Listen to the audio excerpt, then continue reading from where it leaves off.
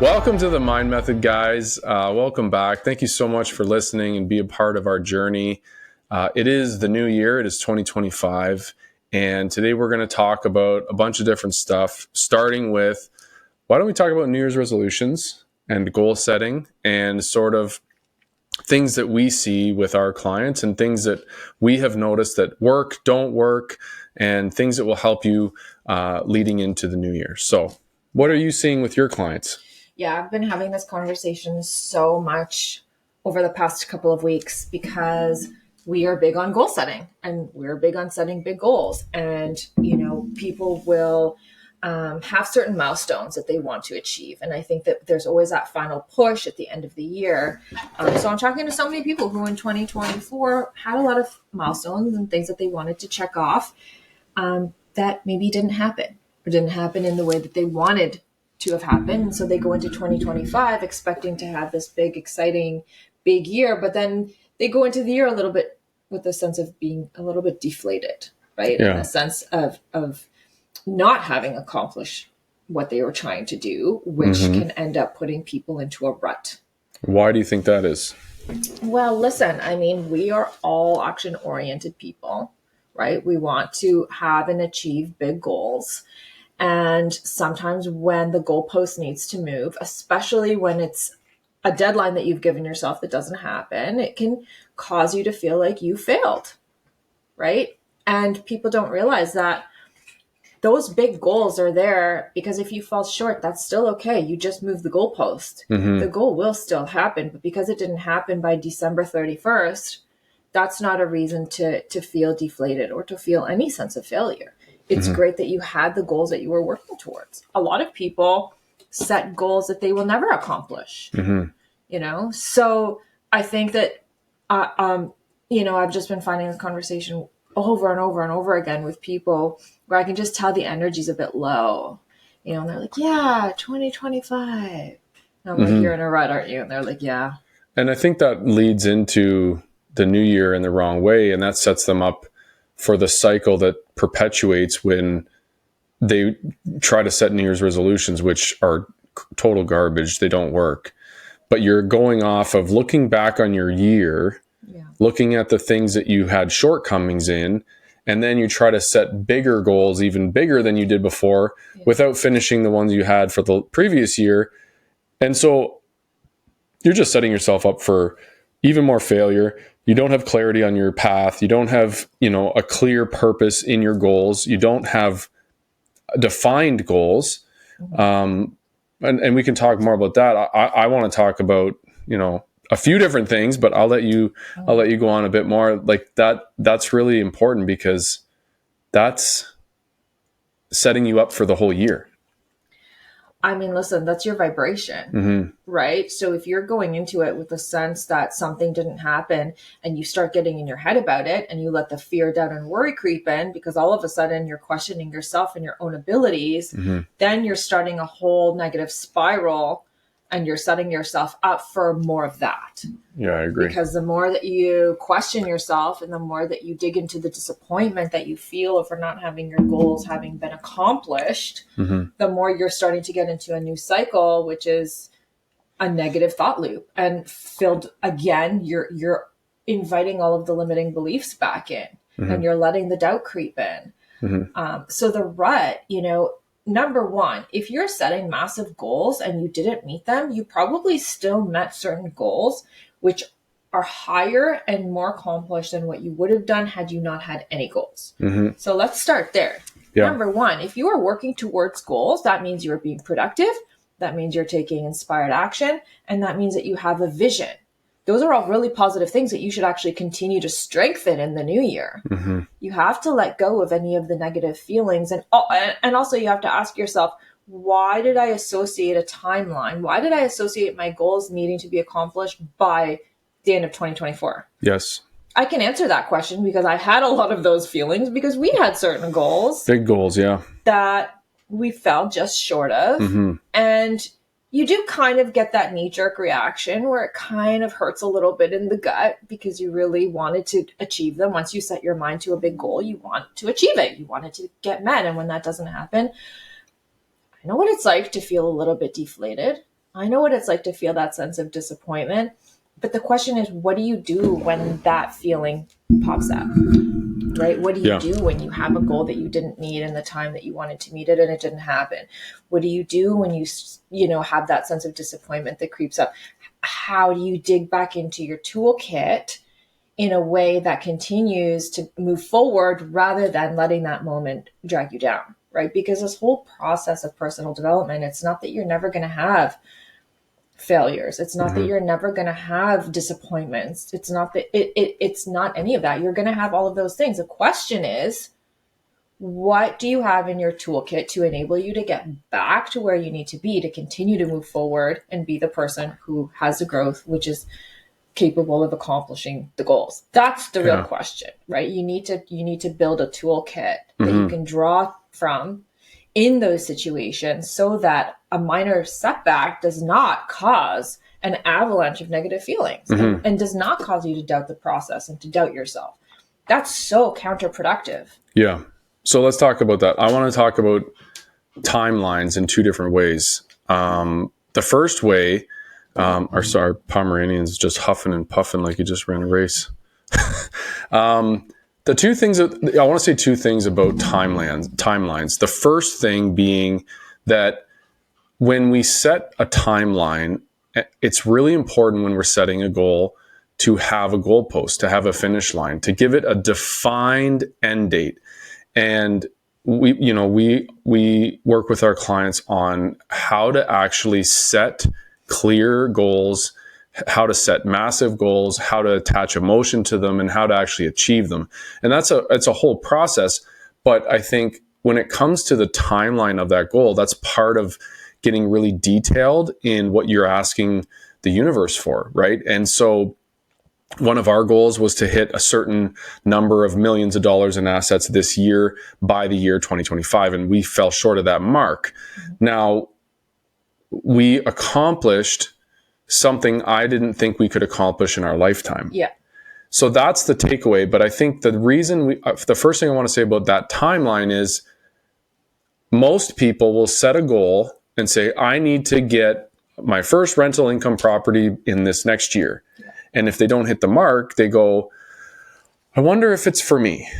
And I wonder if this is even my path. And what happens often we see is people start to question if they have it in themselves and if they have the ability, and then the doubt and worry starts to creep in. So this is the key thing about timelines.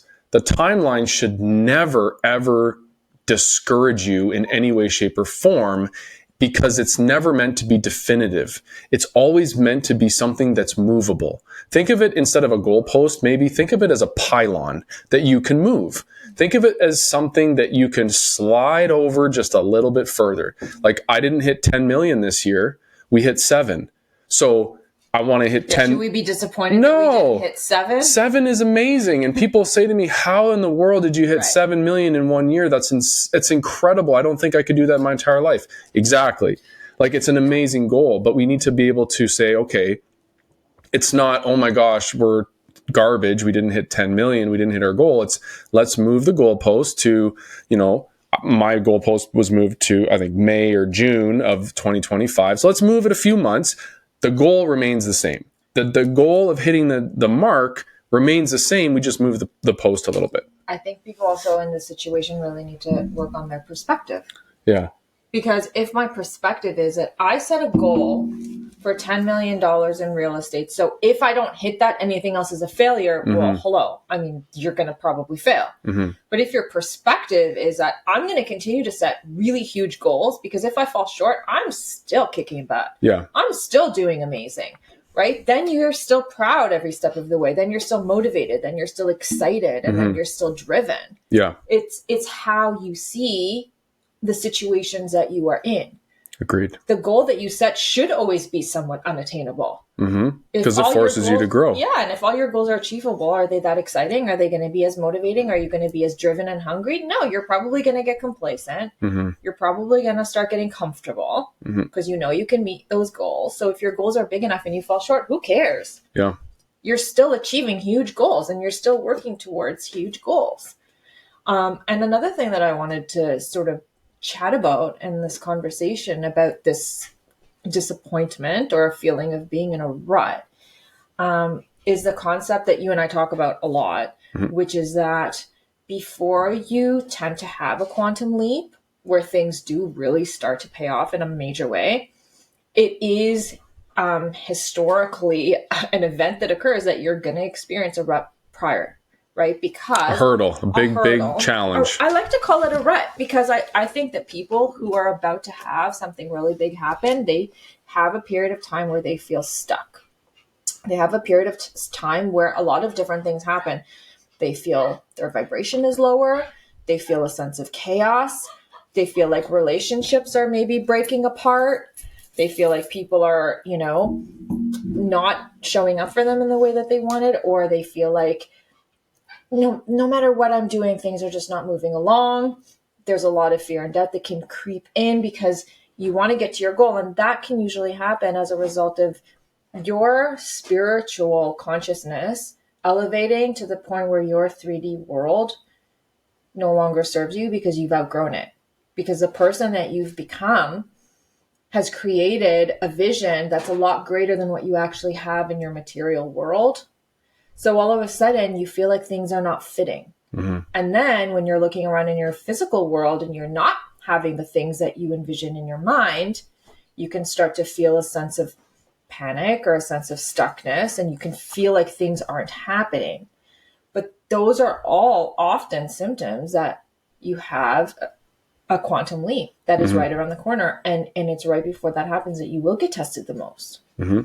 You'll get obstacles. You'll get things that don't feel like they're working out. You'll get that feeling that things are not working out in the way that you thought or hoped or envisioned, right? You get all of these sort of tense feelings, and the universe loves to test. And the question is, what are you going to do when those feelings come up? Yeah. Are you going to retreat or are you going to push ahead? Right. And that's why the personal development is so key, because it gives you the ability to keep pushing forward instead of what we've done our rest of our lives is when we hit a challenge, we go, okay, I guess this is not for me. Exactly. I want to get out the second point about timelines. So the first timeline point was timelines are important. They're very critical in defining goals, but they're very much fluid and you can move them, and you should, but they should be a very positive thing, a very positive part of the goal. It should be something that's tough on you. It should not be like, oh, I'm going to give myself 2 years to buy one property. Right? It has to be something that forces you out of your comfort zone, like maybe 10 properties in a year. Well, holy cow, that's a huge goal. Let's see if we can reach it. Let's go for it. Mm-hmm. So your timeline is actually very important in helping push you to grow. So it's a very positive thing. But the second thing I want to say about timelines is actually getting rid of the traditional mindset of the calendar year. I think a lot of people, and that's where the New Year's resolution per se comes into play, where people think, okay, it's the end of the year. Now I should be looking back on all my accomplishments and assessing what I did. Where like we didn't do that at the end of the year. And I'll tell you why. As soon as people roll into the new year, then they start thinking, okay, it's time to start thinking about this year now. It's time now, and it's January 1st, to start thinking about what do I want to accomplish this year. I can tell you that we've been thinking about 2025 since 2023. Yeah. For 2 years. We've been planning this year and setting the goals and visualizing where we wanted to be for 2 years. And so when January, because now we've gotten rid of the traditional sense of the calendar year really is irrelevant. We still think about it, but we're going to accomplish, I'm already thinking of 2026, 2027, and we're setting goals for the future of where we want to land in the future so that by the time 2026 rolls around, we're already very, very clear, like razor clear. We've been focused on the goal, clear on the goal, and working on the goal for 2 years, which is a huge difference between, well, now it's like the second week of January, and I'm still not sure what I want out of life. I'm still not sure what my goal is for 2025 for this year. And maybe I'll set a couple, maybe I write them down, maybe I don't, and maybe I just take a mental note, and then come February, everything is dissolved. There's a huge difference there between that, because by February, we are really stepping into putting on the gas to really coming to the goals that we had set 2 years ago. Yeah, there's no time. There's no timeline in the sense of a calendar year. It's not like we start thinking about our goals in December, because when that happens, then guess what? By February, you're done. You've moved on to something else. Yeah. Goals are an ever-evolving things, and they have to come as a result of you having gotten to know yourself first and knowing what you actually want. That's actually interesting. And I think for you and I, the seed that started our entire journey, and this is really helpful for anyone who's sitting at home listening and you're thinking to yourself, I'm stuck in my job. I'm stuck in my life. I don't have any money. I don't really know what to do. And I don't know how to get out of where I am.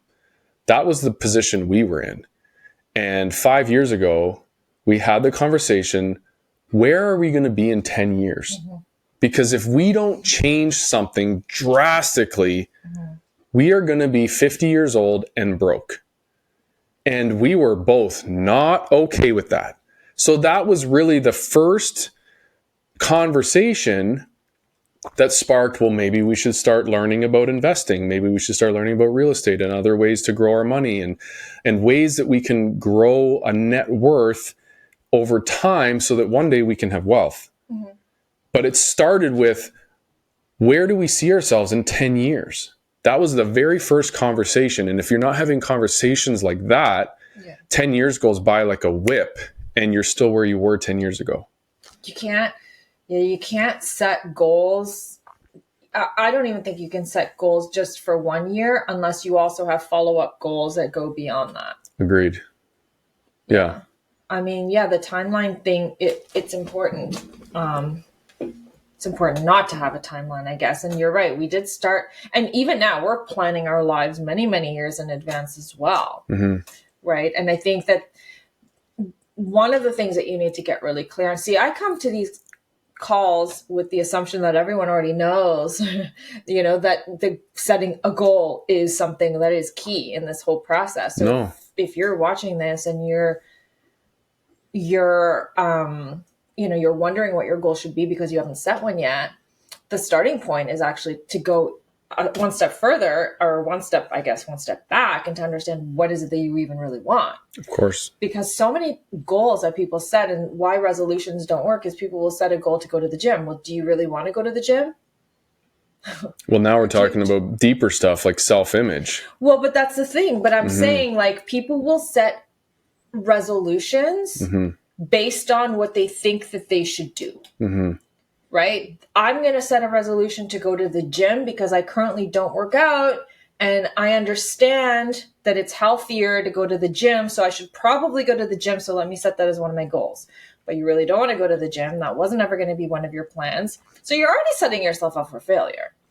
Also, what's embedded in that, and I think, like you said, most people, you assume they know this, but they don't. Right. We didn't. No. And there's no shame in that. This is a journey of learning.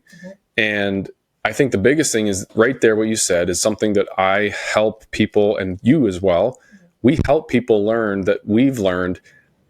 You cannot change your results in life by changing simply your behavior. Right. And so when New Year's resolutions come around, that's what everyone is doing. And that's another reason why they don't work. Because everyone's like, okay, I'm going to get fit this year. Boom. Write it down. I'm going to get fit.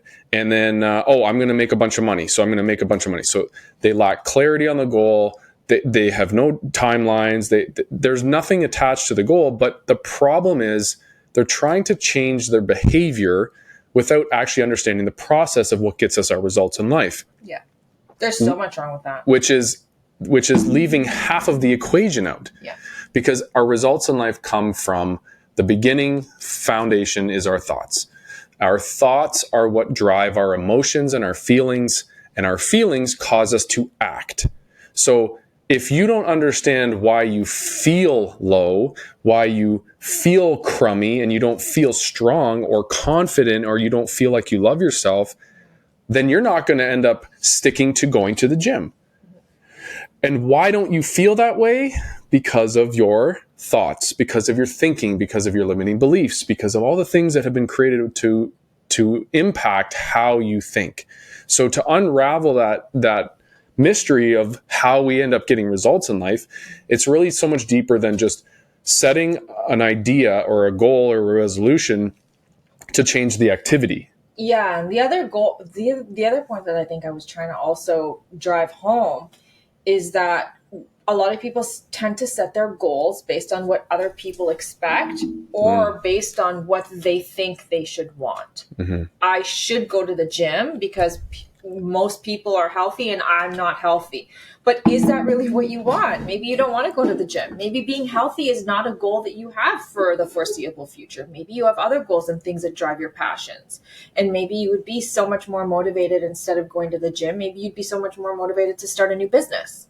And that would be something that really drives you. But unless you know yourself and unless you know what you actually want out of life, out of the next year, you're setting a goal based on what you think you should want or based on what other people set usually as their goals, and you set somebody else's goal, you're not going to accomplish it right off the bat. You're setting yourself up for failure. Because you're creating goals that you don't actually want. You're not creating goals that spark your own desire, that spark your own. And how are you going to get emotionally attached to going to the gym if you have no intention of going to the gym because it's not something that's important to you? You're not going to do it. So what are you doing instead? You're setting yourself up to feel like a failure over something you never wanted to do in the first place. Yeah, I 100% agree. The goal has to come after you get to understand yourself and what drives you and what would make your life a life worth living. What is it that makes your life enjoyable? What is it that would make you happy to live your life? What is it that you could have around you or that you could create that would get you excited? It might not be going to the gym. Guess what? This is a resolution that 90% of people who set this resolution, they don't follow through. It should be. You should get ripped, just saying. You should go to the gym. Well, listen, we can have a whole conversation about how a healthy body and the discipline of going to the gym and working your body out contributes to a healthy mind. But health 100%. Overall else, I want to throw that. I want to interject that in because going to the gym is not out of vanity. It's not to get massive chest and arms and be ripped. And the gym that we are avid gym goers because of what we understand that it provides. It provides health and wellness in total, but we're also developing that discipline and that muscle to do the thing that's hard to do every day. So it's multifaceted. It's not driven out of vanity, but I have to say this. If you are not prioritizing your health, nothing else matters. Yeah. Because it doesn't matter. You could make $10 million this year, but if your body is breaking down and you are not healthy physically, spiritually, mentally, it doesn't matter. It doesn't matter if you're in a hospital bed. It doesn't matter how much money you have in the world if you're not healthy. Well, and I want to add a caveat to what you're saying is that being healthy and fit does not necessarily mean going to the gym. Right. It could mean getting outdoors and going for walks 100%. and hiking or doing yoga. You can moving your body. Agreed. Can happen anywhere outside of the gym. You can find whatever it is that fits your lifestyle and your personality as long as you are moving. Not to mention that moving your body releases so much stuck energy. So often I hear from people who are just feeling really low that as soon as they do start to introduce even a short walk with their dog in the morning, they're like, all of that stuckness is moving. So we can do, maybe we'll do that next show. Maybe we'll talk about the benefits of moving your body and being healthy, health and wellness. Yeah, I'm sure people would like to hear about that. I mean, it's a very important subject, but back to goals. Where it relates to goals is, yes, you should be healthy 100%. I would agree with that. But all I'm saying is that if your New Year's resolution is that you're going to sign up for a gym membership and it's not something that really sparks your interest and not something you ever had any intention of doing, then spoiler alert, you're not going to do it. Yeah. All you're going to do is make yourself feel guilty. And that's a whole other low vibration that you never want to be in. Mm-hmm. So if you're going to set a goal, why are you setting a goal? Because if you don't intend to achieve it, don't set it. Mm-hmm. Don't set it until you are ready to create a goal that's really going to drive you. How do you figure that out? Well, you probably need to get a mentor. Mm-hmm. You probably need somebody in your life who's going to be able to ask you the right questions to get you to think in a way where you begin to understand on a fundamental level what it is that would excite you, what it is that would bring you joy, because if it's not one of those things, you're probably not going to do it, and you're just going to have a million goals that you don't achieve. I have to say something, because you saying like you need to find a mentor is critical. And for us, our lives changed when we found the right mentors. And something that I learned, and I am 100% guilty of this. There are times in our lives, most of us as adults think we have it figured out. Yeah. And after 17 years in law enforcement, I thought, I got this figured out. I can set a goal. I can achieve a goal. I know what I'm doing. I had no clue how to really set goals. I had no idea how to be a goal achiever. And being able to set and achieve goals is actually, there's a lot. It's not complicated, but there's a lot that goes into it, and it's extremely involved. There are so many things that are in different aspects that tie into other areas that are needed. It ties into self-image. It ties into manifestation. It ties into visualization. It ties into so many other things that without those other pieces, you're not really goal setting properly. And we had to learn that. And once we did, our goals started becoming like, they started getting realized within a very short period of time, goals that we had set that we thought we would never achieve in our lifetime. And so I just want to say that about goals. Like, I know you're probably listening to this thing and like, okay, tell me how to set a goal. It's so much deeper and more involved than just write it on a piece of paper. It took me weeks, if not months, to even figure out what the heck I want. Months of working on it every single day. Yeah, I wrote down them every day. We would write our goals down every day, multiple times a day, and I would write down the most generic stuff. I was like, okay, pick a goal. Okay, here's some goals. And that's a journey of self-exploration as well. 100%. Right? That's what I keep saying, is you have to begin to understand, what do you even want? What is it that would excite you? That's exactly it. And what you said about, getting to this point in your life and thinking you had it all figured out. Also, when you get to this point in life, you also think you know who you are. You think, I am who I am. I think the way I think, and this is me. This is just my personality. This is who I am. This is who I am, and who you are is not who you are. Who you are. Yeah, that's so deep, even though it's so simple. Yeah. Who you are is not who you are. Yeah. Oh my God, yeah. Because we are so much more than what we've accomplished or what we define ourselves as. Who you are is just how you describe yourself. Because, for example, you can say, I'm a worrier, I'm high strung, I'm not a morning person, I'm tired. Like, those are all stories that we tell ourselves, which defines who I am. And we think this is just who I am. Well, it's not who you are. It's who you're telling yourself you are. Yeah. And when you tell yourself you are someone different, then you're that. Yeah. Isn't that crazy? Yeah. It took us 40 years to figure that out. Yeah. Going on 44 for me. Yeah. It's crazy though, because we are, as human beings, I think, trained, taught, shaped, molded, convinced, programmed, whatever you want to call it, that by the time we're 25, 30, 35, 40, however old, this is who I am. That's it. I am a label. I am a label. And then label. Yeah. Those are all things you can change. Yeah. How amazing is that? When you realize that, it's really freaking amazing, because you realize you can be anything. Oh my gosh, I know. And multiple things can be true at once. I love the Neville Goddard chapter on I am. It's so deep, but he describes a fruit tree. And he says a fruit tree can say, I'm an apple tree. I'm a fruit-bearing tree. Multiple things can be true at once. But that tree is whatever it is based on whatever description it gives of itself. And it's the same with you or me. I was very comfortable defining myself as a high-strung worrier who is very uptight. Pessimistic. Yep. Excuse me, realistic. Let's not get crazy.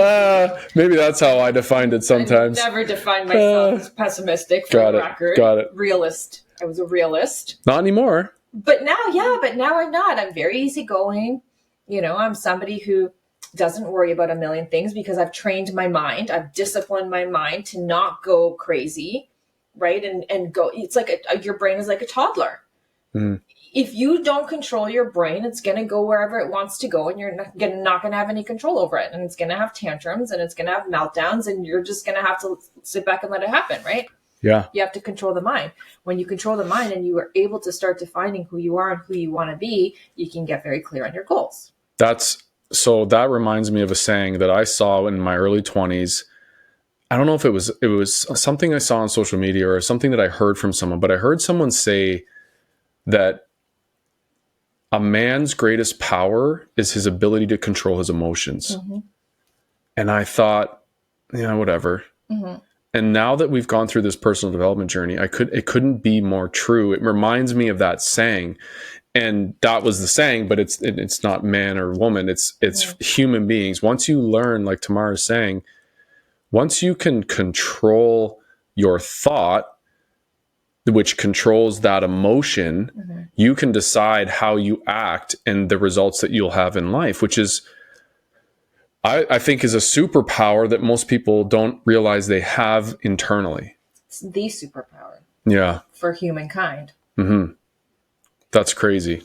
We're not even talking about goals right now. I know, we went on a tangent. That's kind of what happens. Right. But yeah, just, we get excited about other things. But this is true, because you have to control your thoughts, learn to control your emotions, and all of those things will help you so that your feelings that you're feeling now, once they're changed, will drive the actions to get you the results you want. So once you have that ability and you actually set goals, like I want to be someone who in my 50s, I'm very fit and I don't experience pain, and I want to make sure that I'm healthy and I go to the gym. Mm-hmm. Well, now that I'm impressing those thoughts into my mind and I feel well, I can go to the gym every day and I actually stick to it versus a New Year's resolution.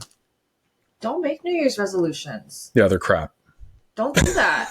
You should have goals all year long that you work on every single day. Yeah. You don't wait till the last month of the year and all of a sudden try in a panic to decide what you want, and then just you end up writing stuff down that you don't even really care about. You're not emotionally attached to. Mm-hmm. Don't do that. Work on goals every single day. Work on getting to know what you want.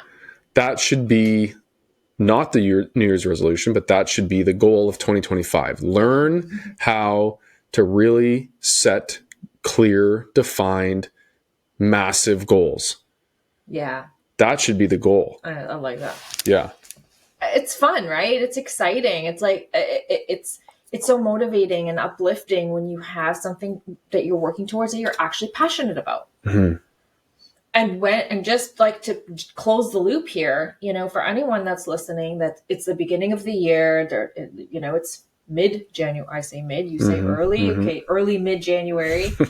And you're thinking, I just don't know where to get started, or the year didn't end how I wanted it to, and I didn't, the milestones haven't been met, or I don't even know what to do with myself for this year.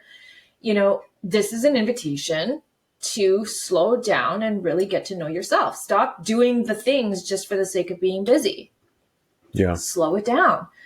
Don't take a million courses and don't go to a million conferences, and don't just do things for the sake of feeling like you're being productive, because you're actually doing a ton of things, but are you getting anywhere?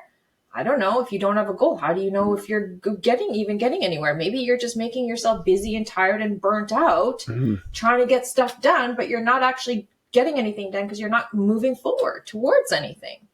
Yeah, that's huge. Right? So if you're thinking like, I want to learn about this, or I should take a course in that, or there's a conference in this because networking is important these days. Yes, all those things can be true. But you first have to understand the direction that you're going, so that all of the action that you take is intentional action, and you don't just do a bunch of stuff to feel busy and productive, and you just end up getting burnt out and disappointed because you didn't get anywhere, and a year went by and you felt like you did so much and you actually never got anywhere with it. Mm. There's no point being productive if you don't know where you're going. What's the question you always ask your clients to ask themselves? 100% of the time, there's one very simple question that will guide every single decision that you make. And that question is, does this take me closer to my goal?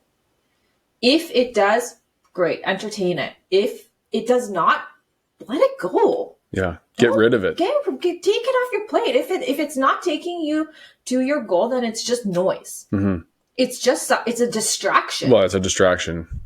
Yeah. You would be better spent, let me tell you, you would be better spent taking that same amount of time to stay at home and meditate and start to relax your brain and calm your body and try to get clarity on what you want so that you can start to get to know yourself than going and doing and studying and learning and just doing a bunch of stuff. Being busy is a currency these days that a lot of people think that if they're very busy, then that means that they're productive and successful, because we associate being busy with some sort of, the more you do, the more you'll get, which is false. Yeah. Being busy is not a thing. Mm-hmm. It doesn't need to be a thing. Mm-hmm. Time is not money.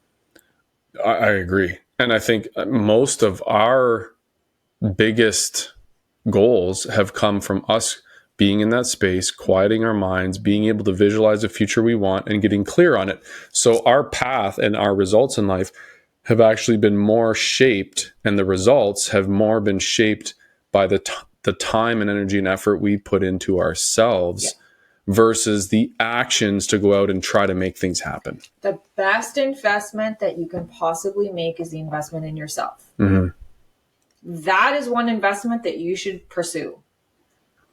Yeah. Get to know yourself. Put the people in place around you that will help you get to know yourself, that will ask you the right questions so that you can understand who you want to be and what you want out of life. That's the investment that you should make. Oh, that's good. Yeah. Because like you said before, you aren't who you think you are. Right. So that's a goal. It's not just setting a goal of what do I want in life, but also who do I want to become in life? Exactly. Because I think that's also maybe a big part of what people miss, because we're always like, well, I want a bigger house, and then I want a nicer car, and I want $1 million, and I want this. That's all material stuff that you want to have, but who do you want to become? Because that's really the secret to success. Because when you can work on and change and shape the person you are, that's the person, once you change that, who can have all those things. They just come naturally. You can attract them because you've now become that person. Yes. That's really the secret. That's the secret. It's not about setting goals to get stuff. It's about setting a goal to become the person who naturally, organically, and easily in the flow of the universe attracts those things. Yeah, exactly. Said a different way, the question here is not, what do I want? The question is, who do I need to become to get, who is the person that gets the things I want to get? And how do I become the person that gets those things? That's the goal. Yeah, 100%. Yeah, that is the goal. Who do you need to become? Yes.